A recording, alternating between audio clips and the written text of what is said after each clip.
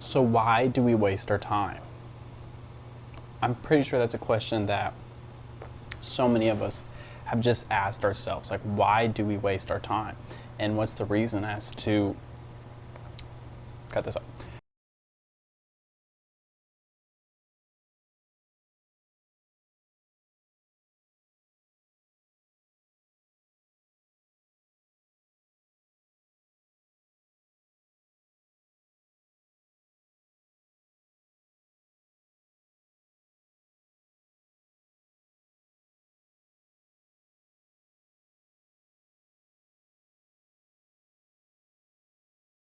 But why do we waste our time?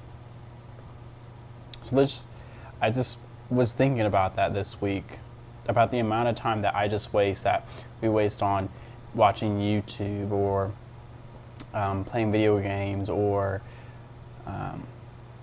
just doing the things that we know that we don't really need to do, but that we just want to do when we have other things that we know would get us further. So just diving right into it. So why do we procrastinate our time? You know, you really think about it. You have that thing that you don't really want to do, but you know deep down that later on it's going to get you somewhere where you want to be. You know, maybe it's that paper that you don't want to do, but you know you really need to go and write that paper.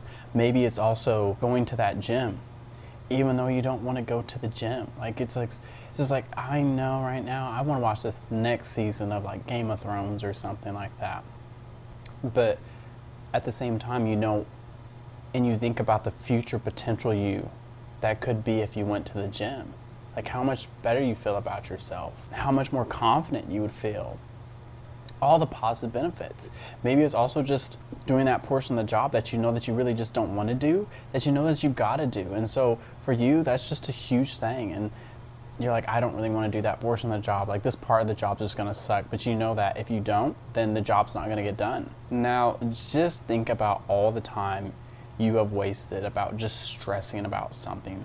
Just because it's, you know you have to do it, but you know you don't want to do it. Maybe it's, again, doing that portion of the job that you don't want to do, but you know that you got to do. So you just sit there and you just kind of go, I don't really want to do that.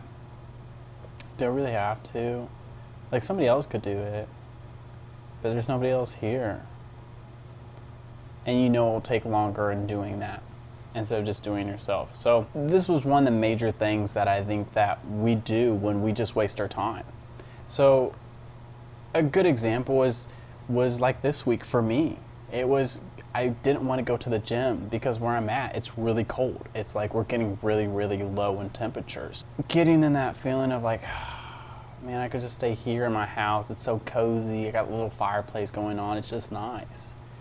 But then I started to realize and sit there and go, I don't know, I could probably watch a movie or something. I could just chill. I could work on this YouTube content or anything like that.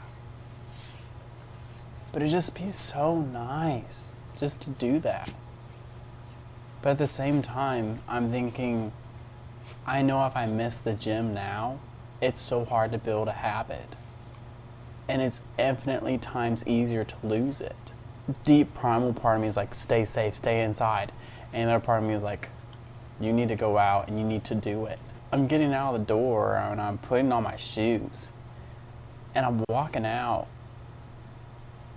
and I open up that door and I just feel this cold breeze go right over my skin. And everything inside of my body is just stressing out. Just like, you don't have to do this. But I know I got to. Because I know if I stop here, then I'm just going to stop everything else. So I take that step outside the door. And I take that next step, and that next step, and that next step, and it's super cold outside. And that next step, and closer to my car. And I get to my car, and it's like 8 degrees out. It is freaking cold. I hate the cold. I don't know about you, but I hate the cold. And you got to think about it just for yourself. How many times, how many things have you done where you just, at like the same thing where I stood in front of that door and I knew it was going to be cold. You just stand in front of that thing that maybe it's standing in front of that girl that you should ask out, but you didn't ask out. And so it really made me think about this, that procrastination leads to indecision, which leads to stress, which leads to you not doing the thing. The very stress of you just not doing it, when you should just go out and do it. Wouldn't it be so much easier? So as I got out in my car and I got to the gym, and it wasn't that bad. It was actually pretty dang good. And by the end of it, I felt pretty dang good at the gym. It related to this repeating pattern of you have procrastination, which leads to indecision, which leads to stress, and which leads to not doing the thing. So in the scenario of where I was going out to the gym, I had the procrastination of I really didn't want to go. And so I was procrastinating, I was putting back more of the time. Then I had the indecision. I was like, do you really have to? You really don't have to. Then I had the stress of being there at the door and having to walk out into the cold, which led to anxiety. But then once I overcame that, the not doing thing went away. And what typically happens is then you do it and then you feel good about yourself, which is the path that you want to lead down. So it started to make me think, what things can you do to actually solve this problem? And to put it simply, for me, it was just 3 things. And the first thing that we all need to realize is to understand how truly short time is. And to put it best, as a friend of mine, we were sitting there and we were eating, and he said, have you ever had somebody who's been older and they just say, don't waste time, it goes by so fast? And I was like, yeah. He's like, why is that? And so he went on to explain that it's just like you driving to your work. The first time that you do it, it's going to seem like it's going to take forever to get there. It's like, oh, that's 30 minutes away, and it feels like 30, maybe even 40 minutes the first time. But on the 99th time, you look up and you're already there at the destination. And one of the major things that you can do to help with that is meditation. One of the things that they looked about is they found that in meditation and just meditating, people actually perceive time as longer. Second thing, set clear goals. If you have clear goals, you're not going to waste your time. You're always going to do something that has a purpose behind it. So like for me, one of mine is like, I want to lift these 75-pound dumbbells at my gym that we have.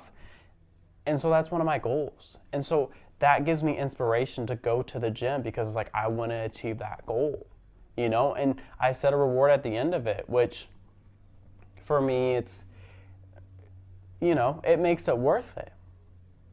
And so if you have that, then your time isn't going to seem as short because you're just not doing the mundane thing that your body naturally can just and flip, and then that time is just gone.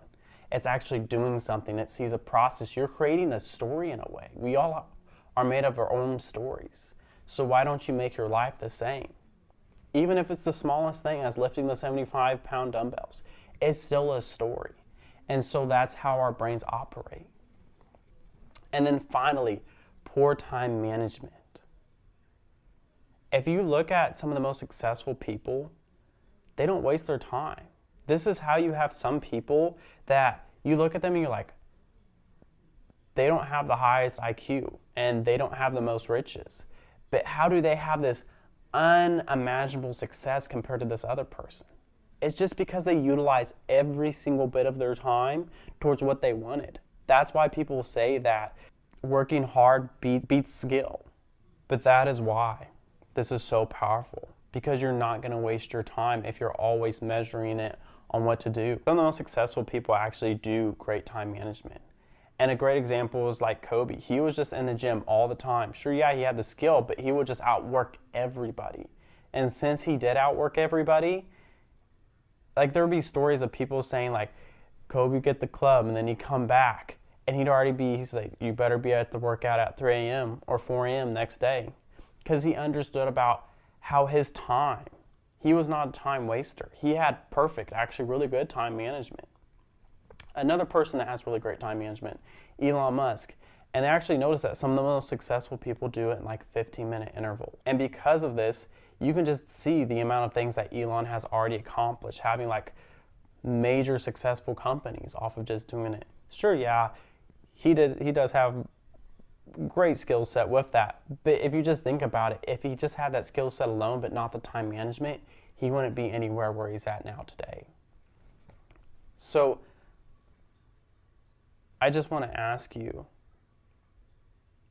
have you been holding back on your time? And why have you been wasting it? And do you want to keep wasting it?